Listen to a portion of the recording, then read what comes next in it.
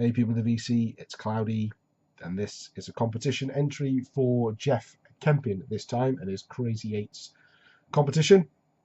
So this is Jeff's 100 subs, although I just having a quick look at his channel, he is now over 200. So he's absolutely exploded in terms of subscribers over the last few weeks. So congratulations for that, Jeff. One of those channels I think that will continue to grow and grow because his tastes are so diverse. He's just going to get people that like all different types of genres watching his channel. Unlike mine, who's I'm pretty niche. Just show my rock and metal. If you hadn't noticed, I only really show hard rock and metal. But today is going to be different. I've decided to, well, if you notice, so yeah, hard rock and metal, my channel. I collect 8's metal. I kind of have an 8's update series that goes on, and I have another sort of update of other things that go into my collection that doesn't come in the 8's rock and metal category, but it's still hard rock and metal. And that's, a lot of things from probably about 2010 onwards. But there's a big gap, you notice, about between 89, 90 and 2010. If you went back through all my videos, you notice that I've shown very, very little from that era, and you may be wondering, you may not be, you may be wondering what went on. What was I listening to in that time? And I've alluded to it before in other videos where I mentioned that from about certainly late 89 onwards, I kind of moved away from metal. I had a change of circumstance. I moved away to college. I had a new set of friends, and the whole indie Britpop alternate rock scene hit the UK really hard, and I just got swept away with it and loved it. So from that point in time, I wasn't really buying much rock and metal. I was still listening to a few of the classic albums that I always loved, but metal was changing, I was changing, and we went in different directions for quite a few years.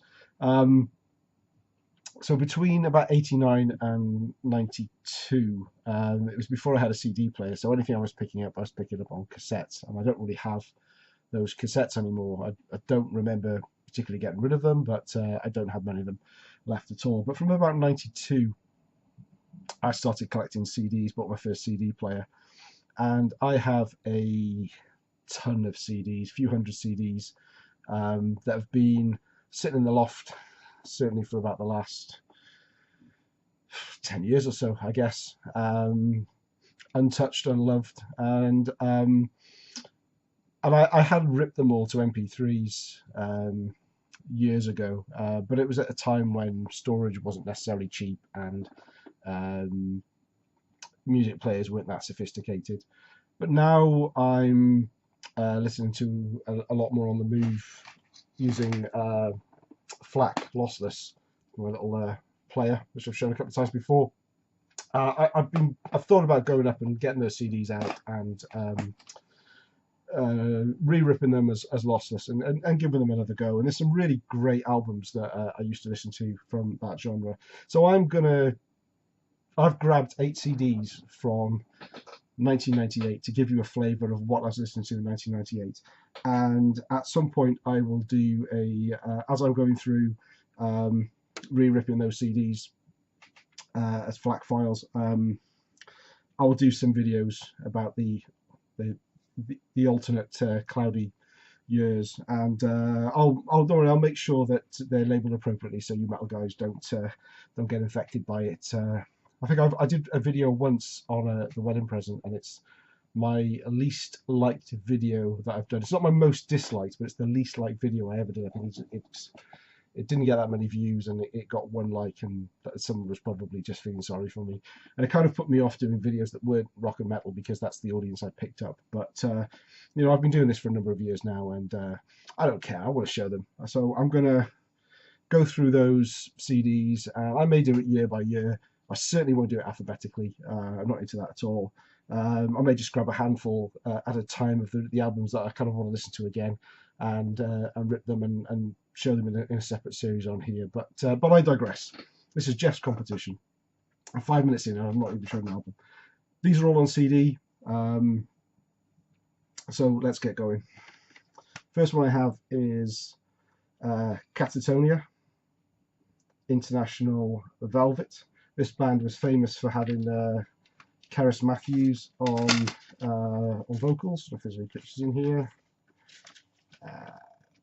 Yeah, a bit of a blurred photo. This was Catatonia, and they're a Britpop indie rock female-fronted band. And this was from obviously 1988. The hits on here, if I remember rightly, and it's not hard to forget, were Mulder and Scully, I Am the Mob, International Velvet, and yeah, that was it. So yeah, Catatonia, International Velvet is the first one. Second one, US alternate rock band, the 8's.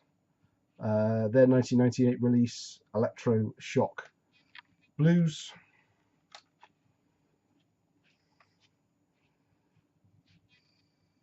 There we go.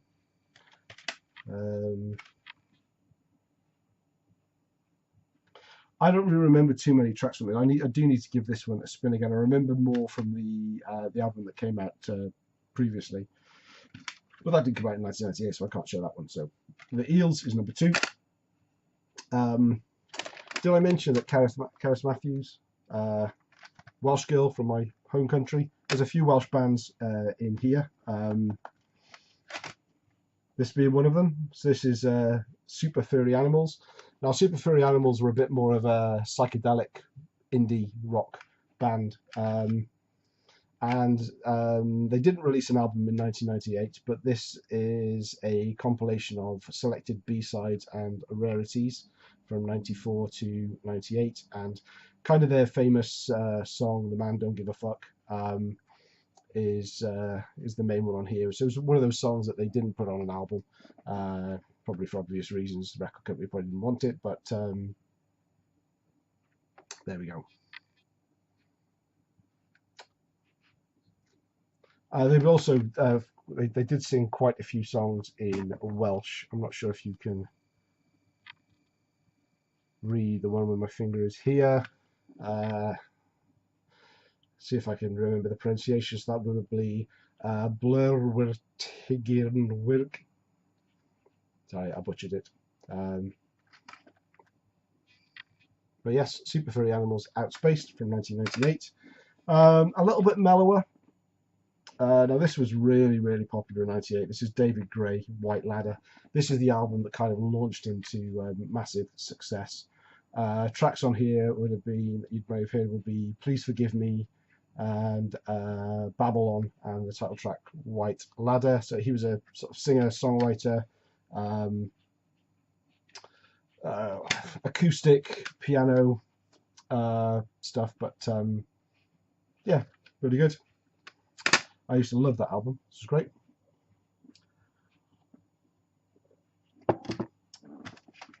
These are one album wonders. These are the Highbirds.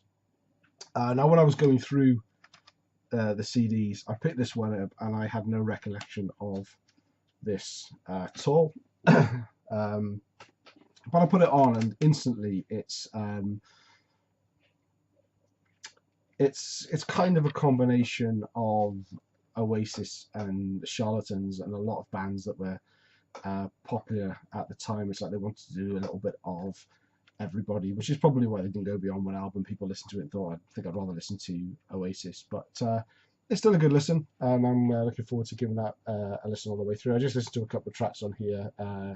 I'm Coming Out is the one that I recognised when I played it from before, so looking forward to that. Talking of Oasis, this is their 1998 release, The Master Plan. Remember that for a second.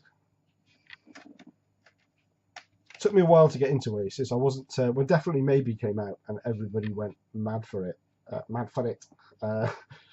It was it didn't grip me to start with, but as the years went on, it it grew on me, and it's probably my favourite album of theirs now, even though at the time some of the subsequent albums were the ones that I would have gone to. But Oasis, a master plan. I've said this before, I can't do a competition entry without showing some of the Manic Street Preachers.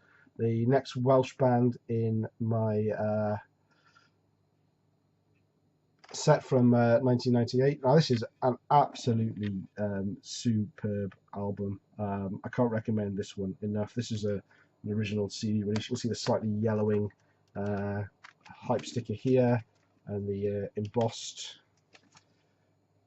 cover. Oh, there we go. With the title and the band name.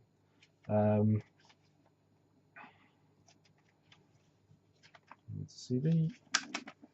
Songs to check out on here. I mean, the big hits were "If You Tolerate This," "Your Children Will Be Next," which I never really. Quite a few of the Manic Street Preachers singles I never really clicked with as much as the album tracks. But "You Stole the Sun from My Heart," "Black Dog on My Shoulder," "You're Tender and You're Tired" is such a beautiful song as well. But there's songs on here that are slow and moody, and there are some that just kick ass as well. Great album from the Manic Street Preachers, 1998. And my 8th one on the list is the debut from Queens of the Stone Age.